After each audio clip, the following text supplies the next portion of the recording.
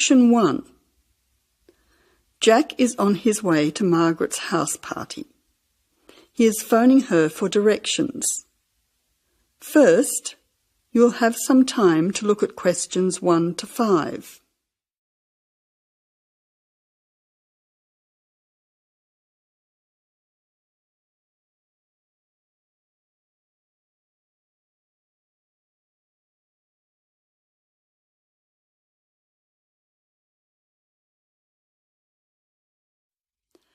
You will see that there is an example which has been done for you. On this occasion only, the conversation relating to this will be repeated. Jack has got lost on his way to Margaret's party.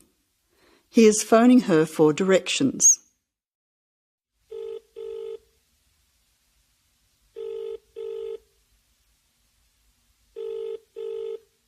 Hello, is that Margaret? Yes, who's speaking?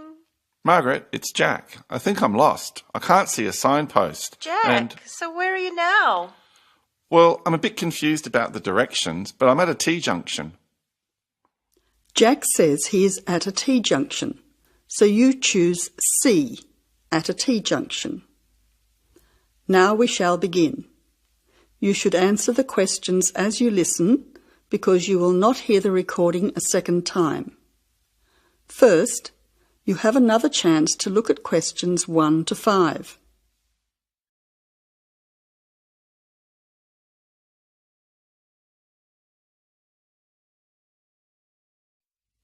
Now listen carefully and answer questions 1 to 5. Jack has got lost on his way to Margaret's party. He is phoning her for directions.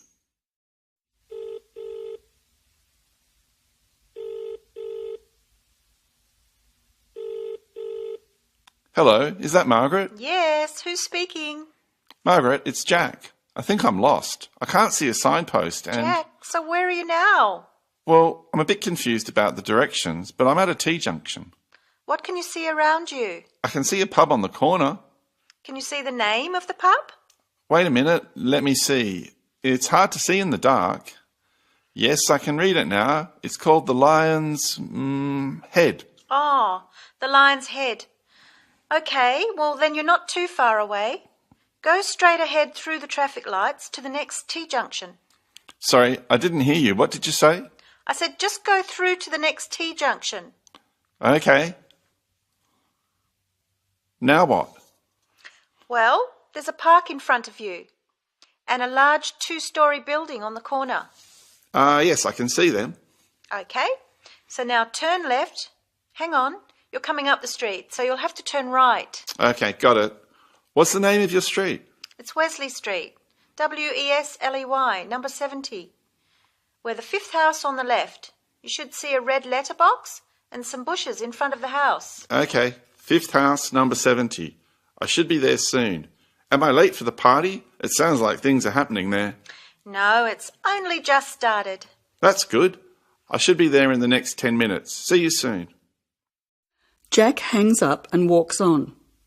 7 minutes later, he calls Margaret again, as he still can't find the house. You now have some time to look at questions 6 to 10.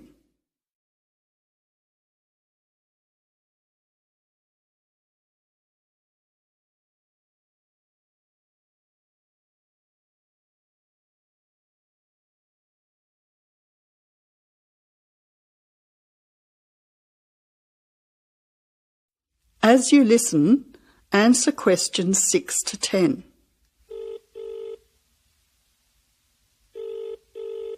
Who's speaking? Hi, Margaret. It's Jack again. Sorry to bother you. Listen, would you mind doing me a favour? Of course, what? Could you tell Mike I have got his camera? I've tried to send him a text message, but it's not going through. Oh, he's not here yet. Oh dear, he said he'd be there early. He might be lost too. Okay, I'll call him. What's his number? 0482 563379. Oh, so that's 0485. No, 0482 563379. Okay, I'll call him right away. But where are you now? Well, I'm in your street, but I still can't find your house. I can't see the numbers very clearly, or a red letterbox. It's pretty dark. I thought you said it was easy to find. Oh, okay, wait there. I'll come outside and get you. All right then, and don't worry about calling Mike. I'll try to call him now. Hang on, there's someone coming down the street. It looks like Mike. Oh, and I can see the letterbox now. It was hidden behind a bush. See you soon. That is the end of section 1. You now have half a minute to check your answers.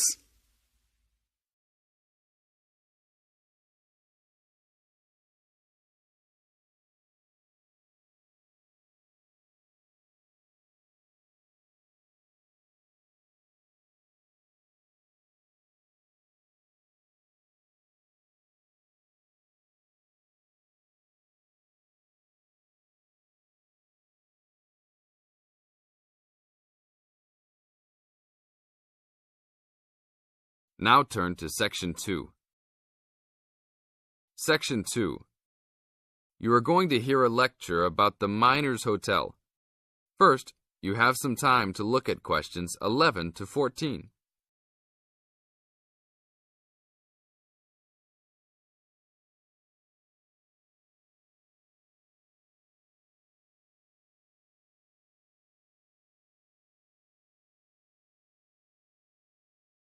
Now listen to the tape and answer questions 11 to 14. Good evening and welcome to the Miner Hotel. We are pleased to have you as our guest. I will give you a brief information session to tell you everything you need to know to make this a pleasant stay. The Miner Hotel was built in the 1850s, during the Gold Rush period, also nicknaming our state the Golden State. People from all over the country and even from other countries came to seek their fortune here in these hills, creating cities overnight. In this city, many Gold Rush hotels soon opened up. This particular hotel was built in 1851, but was destroyed during an earthquake. It was rebuilt in 1995 to recreate the feel of the Gold Rush, complete with articles and actual photographs from during the 1850s. Our hotel is divided into 2 buildings, one called the Gold Tower and the other is named the Fortune Tower. You will be staying in the Fortune Tower on the 25th floor, complete with great views of the city. Your room is the best room in the hotel, complete with private living room and hot tub. Here is your room card. On the card it will say FT, meaning Fortune Tower. On the bottom of the card it will say 2515. The 25 stands for the 25th floor, and the 15 stands for the 15th room on that particular floor. Now look at questions 15 to 20.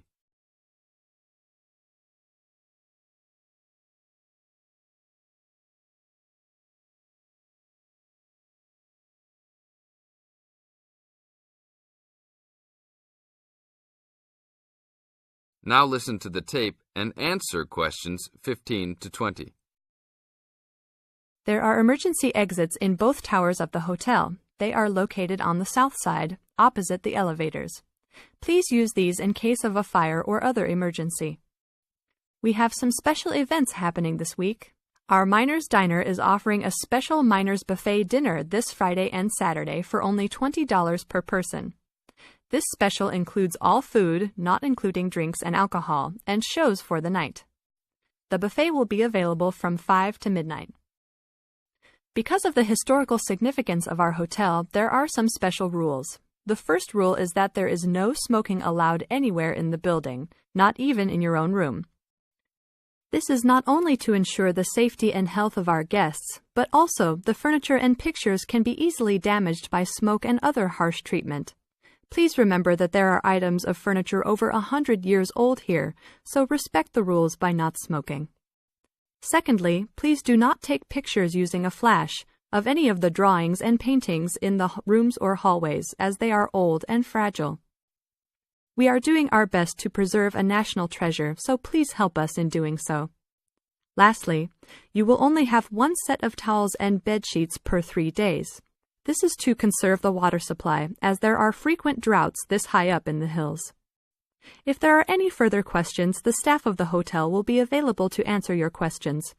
In the event that no one is able to answer your questions, I will also be available from 8 a.m. to 5 p.m. each day in the concierge.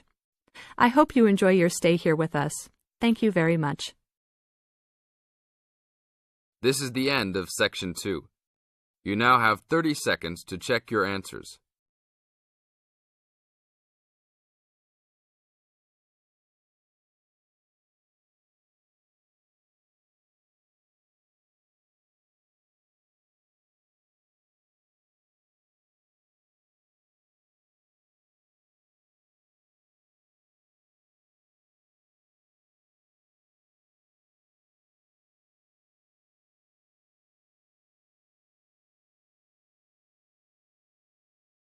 Now turn to Section 3. Section 3. You are going to hear a conversation between an interviewer and a professor. First, you have some time to look at questions 21 to 26.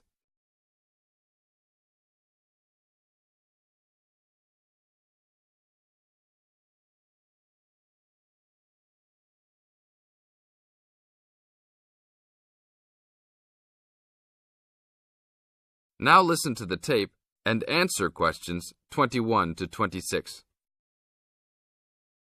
Today I'm here with Professor Nittick, who is our new university president. He has been a professor for 20 years and teaches many of the best classes on campus. I know many of you have had him as a teacher and know of his brilliance. Good morning, Professor Nittick. Thank you for stopping by the student station. Thank you for having me here. It is always great to get to meet many of the students who are involved with our school. I haven't been here since 2 years ago. Yes, I remember at that time you were still teaching every semester. 2 years later, you're only teaching every once in a while. But it seems like you are still always busy. The administration world is just as busy as the teaching world for you. How do you stay in touch with the university, even with the change in your everyday duties? I try to stay in touch with what is popular with the university students. I usually spend time with as many students as I can. They usually give me insight into what the new concerns and beliefs are for the new generation. On top of that, I try to be as youthful as I can. I consider myself to be youthful, at least for my age. So I always have a good time and try to stay young. I try my best to not just be a teacher, but also participate in university life. Interesting. So, are you still doing lots of academic work, or are you mostly concentrating on administrative affairs? Well, I mostly do administrative affairs now, but that doesn't mean that I still don't have a very deep interest in academic matters. I often visit other campuses around the world and meet other professors in my field. I learn the most by travelling and seeing the different places of the world and the different fields of thought. I even did a television programme last month in Manchester. Will you be on television any time soon then? Well, you can call the television station and see if I will be on television any time soon. Maybe I will be on the news report. I don't think it is really that significant, though. Oh, really? That sounds great. I will remember to look out for you. Let's move on. With all your busy travelling recently, how do you find time for your personal life? I try to keep my university life separate from my personal life. Sometimes it's hard to find time to just take my wife and 3 kids out for a family dinner, but usually we all manage to get together every few days. I'm taking a few weeks off next month to take my family down to South America, to Brazil for a few days. I can't wait to just sit on the beach. Wow, that sounds like a wonderful trip. Professor Nittick, could you tell the audience a little about what goes on in an average day of a university administrator? An average day? Oh, I don't think there is such thing as an average day for me. The last few weeks I've been travelling all the time. I can be in Los Angeles in the morning and in New York by the afternoon and back to Los Angeles by the evening. Sometimes I will spend the whole week at a new university, showing the new administrators the ins and outs of running a university. Sometimes I can spend the whole day in the office on the phone, so there really is no average day for me. I guess that is because I do so many different tasks. Sorry to let all the viewers down, but that is the plain truth. Now look at questions 27 to 30.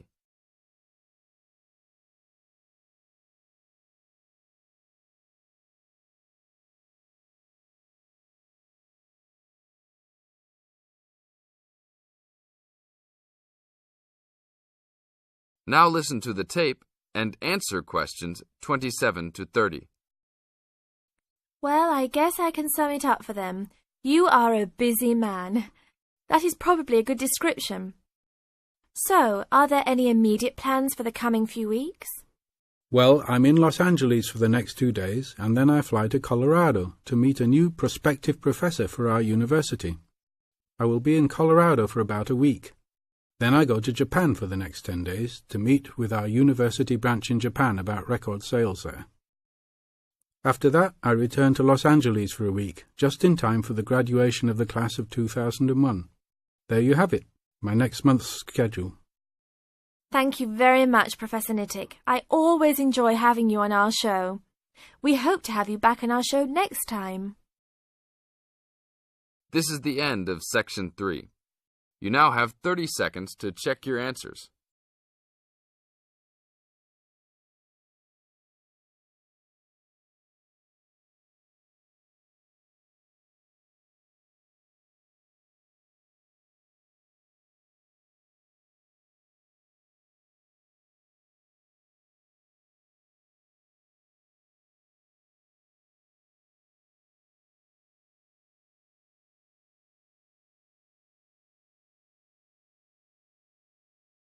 Section 4. You're going to hear a short talk about the banks in Britain. As you listen, complete the statements by writing no more than 3 words in the spaces provided. Now you have some time to read questions 31 to 40 first.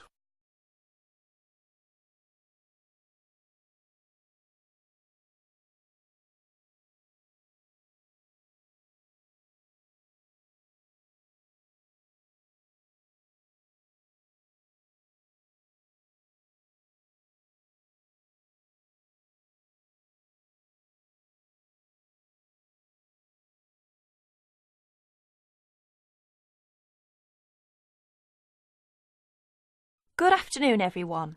Thanks for turning up today to this short talk I'm going to give on student banking.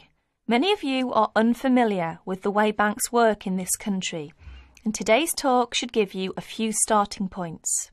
Well, as you probably know, you'll need to open a bank account while you're here. The safest place to keep your money is in a bank. Choose one that is near where you study. All the major banks in Britain offer special facilities for students, and we'll be only too happy to explain how to open an account. The most useful type of account is a current account. You can pay in money received in any form and then draw it out when you need it by using your checkbook. Writing out checks in their name can make payments to other people. If you want to draw out cash for yourself, make the check payable in your own name or to cash. A check crossed with 2 parallel lines is even safer, as it must be paid into a bank account. Payment by crossed check has the added advantage that when the person to whom you have given the check presents it at a bank, it will eventually come back to your bank and provide proof of payment. Most people now ask their bank to supply only ready crossed checks. Most banks don't make charges if you keep more than a certain amount of money in your account. However, you shouldn't overdraw on your account. Withdraw more money than you have in without the bank's permission.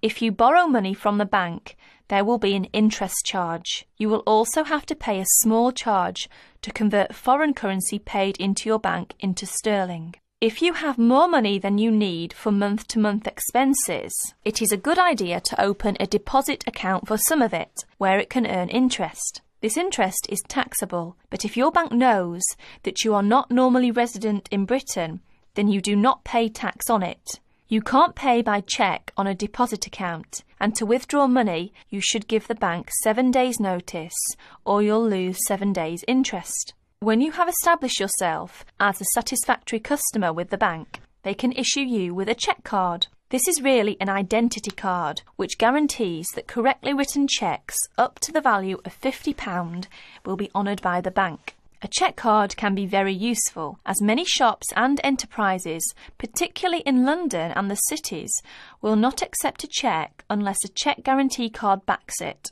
You can also use it with your chequebook to draw up to £50 cash from almost any bank in Britain. If you also ask for a Euro cheque card, this can be used in the same way to draw cash from most banks in Europe.